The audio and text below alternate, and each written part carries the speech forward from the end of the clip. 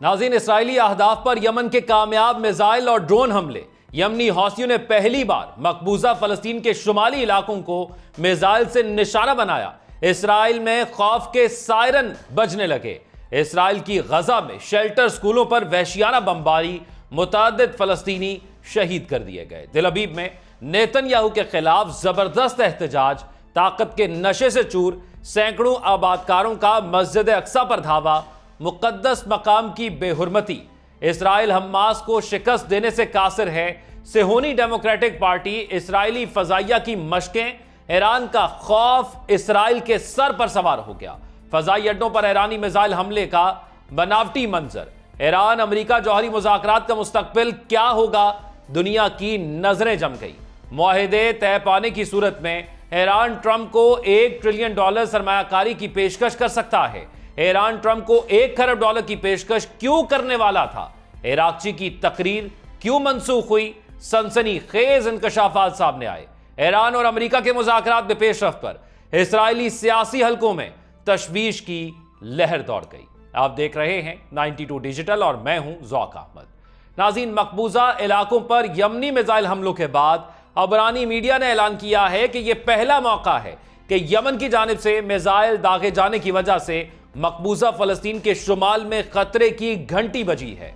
इबरानी ज़राए के मुताबिक हीफा, हेक्टर और शुमाली मकबूजा फलस्तीन के बड़े इलाकों में खतरे की घंटियां बजी। सिहोनी हुकूमत की फौज ने ऐलान किया है कि यमन के इलाके से मकबूजा फलस्तीन की तरफ रॉकेट दागा किया।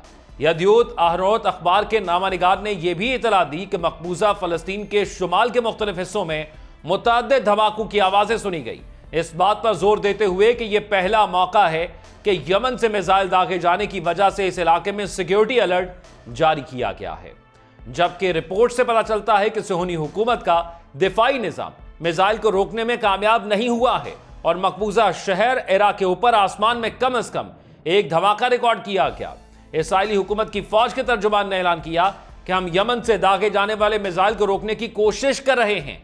यमन से दागे गए मिसाइल को रोकने की मुतअद्दिद कोशिशें की गई और हम नताइज का जायजा ले रहे हैं।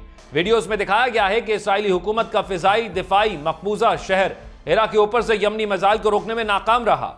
इसराइली हुकूमत की हंगामी खिदमात ने भी ऐलान किया कि इमदादी टीमें इन जख्मियों का इलाज कर रही हैं जो पनागाहों की तरफ भागते हुए जख्मी हुए। फलस्तीनी मीडिया का कहना है कि मकबूजा फलस्तीन के शुमाल में हीफा, हेक्टर और बड़े इलाकों में सायरन बजने से पूरे मकबूजा फलस्तीन में खौफनाक धमाकों की आवाजें सुनाई दी। इसराइली ज़राए ने यह भी इतलात दी हैं कि यमन के अंसारुल्लाह ने अपने हमलों को तेज कर दिया है और यमन की तरफ से रमत डेविड बेस पर मिसाइल दागा गया है। इसराइली अखबार मारियो ने यह भी वाज़ेह किया है कि यमन से शुमाल की तरफ मिसाइल दागना एक गैर मामूली वाकया है। यदयूत अखनौत ने यह भी बताया कि रिहायशियों ने हीफा के इलाके के साथ साथ शेरवन के इलाके में धमाकों की आवाजें भी सुनी हैं।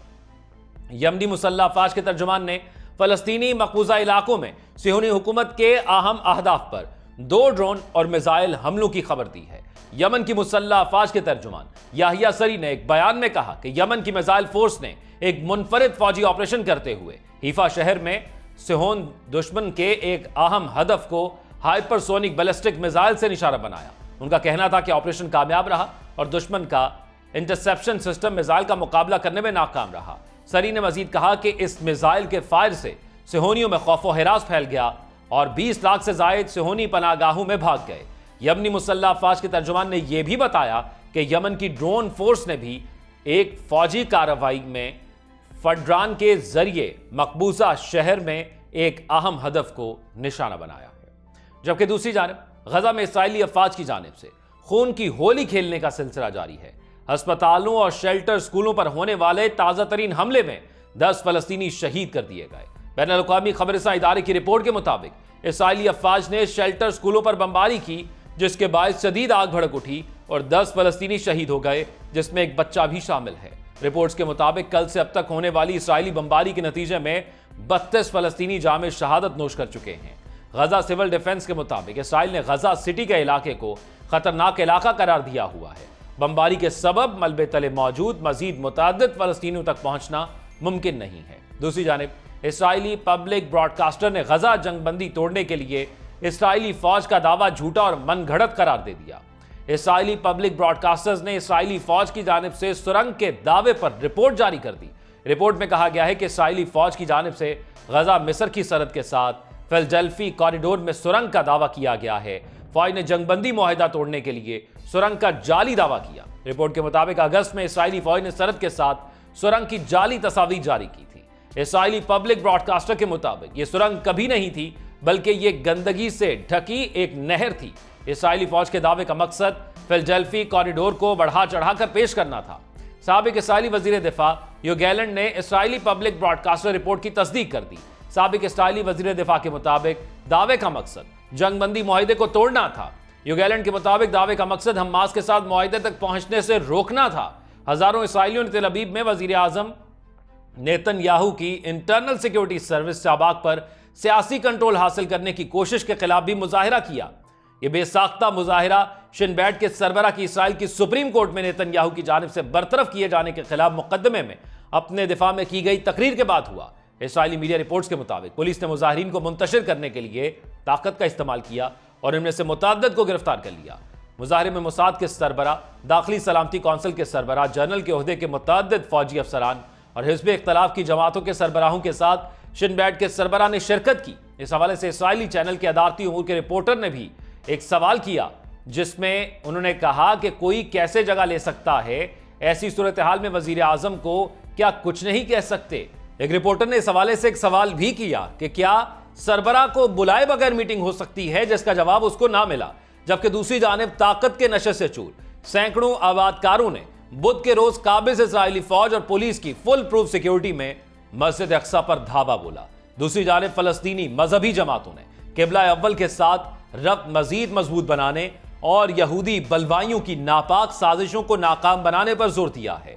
बैतुल मक़दस में इस्लामी औकाफ के महकमे ने एक बयान में कहा है कि आज बुध को 10वीं यहूदी आबादकारों ने किबला अव्वल की बेहुरमती की। ऐनी शाहिदीन ने बताया है कि यहूदी बलवाइयों ने ग्रुपों की शक्ल में मराकशी दरवाजे से किबला अव्वल पर धावा बोला और वहां पर इश्तियाल अंगेज हरकत के साथ तलमुदी तालीमात के मुताबिक मजहबी रसूमात भी अदा की।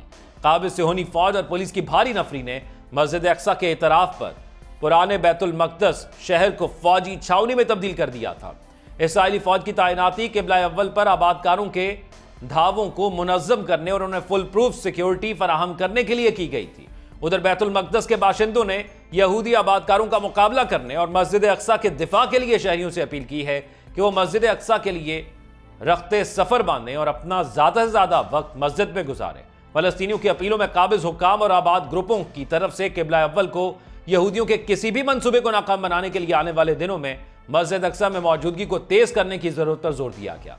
उन्होंने फलस्तीनी कौज और उसके इस्लामी मुक़द्दसात को खतरे में डालने वाले खतरनाक हालात की रोशनी में मस्जिद अक्सा की हिफाजत की अहमियत पर जोर दिया।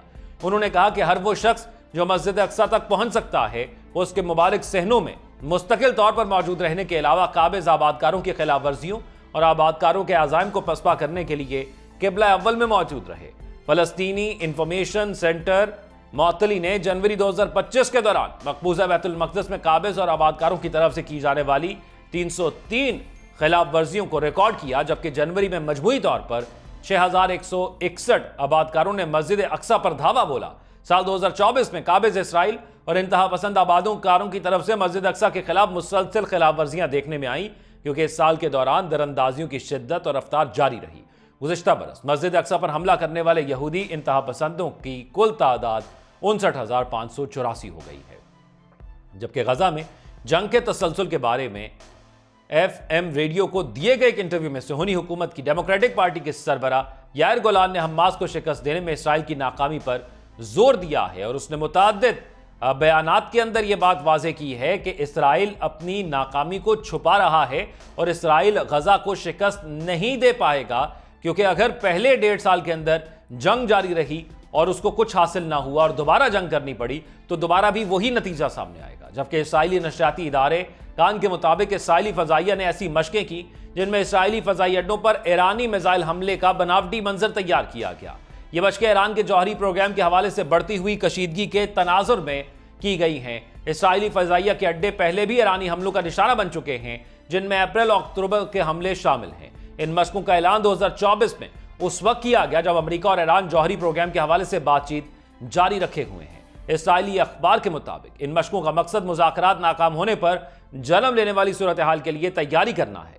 रिपोर्टों के मुताबिक इस्राइली हुकाम गुज़िश्ता हफ्ते न्यूयॉर्क टाइम्स की एक रिपोर्ट पर हैरान रह गए, जिसमें इंकशाफ किया गया कि अमेरिका और इस्राइल की जानिब से ईरान पर हमले की एक मुश्तरका मनसूबाबंदी मौजूद थी, लेकिन अमेरिकी सदर डोनाल्ड ट्रंप ने उसे रोक दिया था। इस्राइल में इस इंकशाफ को अमेरिकी दबाव की हिकमत अमली समझा गया ताकि ईरान को जौहरी मुआहदे की तरफ धकेला जा सके। हफ्ते के रोज इटली के शहर रोम में ओमानी सिफारत खाने में मुज़ाकरात का दूसरा दौर हुआ, जिसकी सदारत अमेरिकी एलची स्टीव विटकॉफ और ईरानी वजीर खारजा अब्बास अराक्ची ने की। ओमान ने बातचीत में सालसी का किरदार अदा किया। मुज़ाकरात के बाद ओमान ने तस्दीक की कि दोनों फरीक एक मुनसिफाना, पायदार और लाजमी मुआहदे की जानिब बढ़ने पर मुत्तफिक हो गए हैं, जो ईरान को जौहरी हथियारों से पाक रखेगा, ताहम पुरम जौहरी सलाहियत बरकरार रखेगा। इन मुज़ाकरात के हवाले से पीर के रोज अमेरिकी सदर ट्रंप ने सहाफ़ियों से कहा कि हमने ईरान के बारे में दरहकीकत बहुत अच्छे इजलास किए हैं। जब उनसे पूछा गया कि अगला कदम क्या होगा, तो उन्होंने जवाब दिया, अगले मरहले के लिए हमें थोड़ा वक्त दरकार है। खबर के मुताबिक इस्राइली वजीर आजम नेतन्याहू और ट्रंप के दरमियान जल्द एक फोन कॉल मुतवक्के होगी। रिपोर्ट के मुताबिक दोनों रहनुमा इस राब्ते में गजा में कैदियों के मसले के अलावा अमेरिका और ईरान के दरमियान जारी जौहरी मुज़ाकरात पर भी बात करेंगे। ये दोनों सरबराहान के दरमियान 2 हफ्ते कबल व्हाइट हाउस में मुलाकात के बाद पहला राब्ता होगा। उधर रूसी सदर व्लादिमीर पुतिन ने पीर के रोज एक कानून पर दस्तखत किए, जिसके तहत ईरान के साथ एक तस्वीराती शराकतदारी के मुआहदे की तौसीक की गई है। ये बात रूसी सरकारी खबरसाई एजेंसी रिया ने बताई। पुतिन ने जनवरी में ईरानी सदर मसूद पजेश्कियान के साथ 20 साल शराकतदारी का मुआहदा किया था। दूसरी जानिब इसराइल में मुकर्रर नए अमरीकी सफीर माइक हॉकबी ने इसराइली सदर आइजैक हरतोग को अपनी असनाद पेश करते हुए कहा कि ईरान इसराइल और अमेरिका दोनों को तबाह करना चाहता है। उनका कहना था कि ईरान की ख्वाहिश हमेशा रही है कि इसराइल इब्तदा हो और फिर अमेरिका की तबाही की बारी आए। दूसरे लफ्जों में इसराइल तो भूख बढ़ाए और अमेरिका असल खाना हो। सदर हरतोग ने हॉकबी की इस बात से इत्तफाक किया और कहा कि तेहरान अपने इंतहा पसंद विजन के तहत इलाकाई गलबे और अदम इस्तेहकाम के लिए कोशा है, और ये वो डर है जो ईरान का इसराइल के अंदर है, जो उससे बोलने पर मजबूर कर रहा है। यानी ये खौफ उसके अंदर मौजूद है कि ईरान हम पर हमला कर सकता है, और जब हम पर हमला करेगा तो फिर हमारा सबसे अहम इत्तेहादी अमेरिका भी नहीं बचेगा। जबकि न्यूज़ वीक के मुताबिक एक तकरीर जिसे मनसूख कर दिया गया था, उसमें ईरान के आला सिफारतकार ने ट्रंप इंतजामिया को कई अरब डॉलर के मुआहिदों के साथ ललचाने की कोशिश की थी। इस पेशकश से अमरीकी एटमी सनद को बहाल किया जा सकता था। ईरानी वजीर खारजा अब्बास अराक्ची पीर को Carnegie endowment for international peace की न्यूक्लियर पॉलिसी कॉन्फ्रेंस में एक वर्चुअल तकरीर करने वाले थे। तमाम मुंतज़मीन ने शर्त रखी कि इराक़ची सवालात का मौका फराहम करें, और इस शर्त की बिना पर इराक़ची की टीम ने बयान से दस्तबरदारी इख्तियार कर ली। न्यूज़ वीक ने इंकशाफ किया है कि ईरान ने एक मनसूख तकरीर में अमरीकी सदर डोनाल्ड ट्रंप को अमरीकी जौहरी शोबे की बहाली में मदद करने की एक बड़ी पेशकश की है। तफसीलात के मुताबिक अमरीकी एटमी सनद की बहाली के लिए ईरान की जानिब से ट्रंप को मुजव्वज़ा पेशकश का इंकशाफ हुआ है। न्यूज़ वीक ने रिपोर्ट में कहा है कि ईरान के एक आला सिफारतकार ने मनसूख शुदा तकरीर में अमरीकी जौहरी सनद को जिंदा करने में मदद के लिए सदर डोनाल्ड ट्रंप की इंतजामिया को अरबों डॉलर के मुआहिदों के साथ ललचाने की कोशिश की है। दरअसल ईरानी वजीर खारजा अब्बास अराक्ची ने endowment for international peace nuclear policy conference में एक वर्चुअल तकरीर करनी थी, और उस हवाले से ये बात फिर सामने आई और इसको मुताद्दिद वेबसाइट्स की जानिब से पोस्ट किया गया है, लेकिन तमाम वेबसाइट्स इसको ज़राए के मुताबिक पोस्ट कर रहे हैं।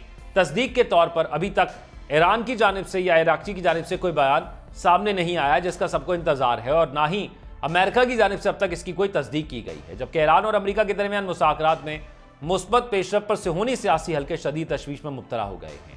2 मुलाकातें हो गई हैं, तीसरी फिर हफ्ते को है। अब देखना यह है कि क्या वो मुलतवी हो जाती है, क्योंकि ईरान पर अमेरिका की जानिब से कुछ मजीद पाबंदियां लगाई गई हैं, जिस पर ईरान ने तशवीश का इजहार किया है कि एक तरफ मुज़ाकरात हो रहे हैं, दूसरी तरफ अमेरिका अपनी हठधर्मी से बाज नहीं आ रहा।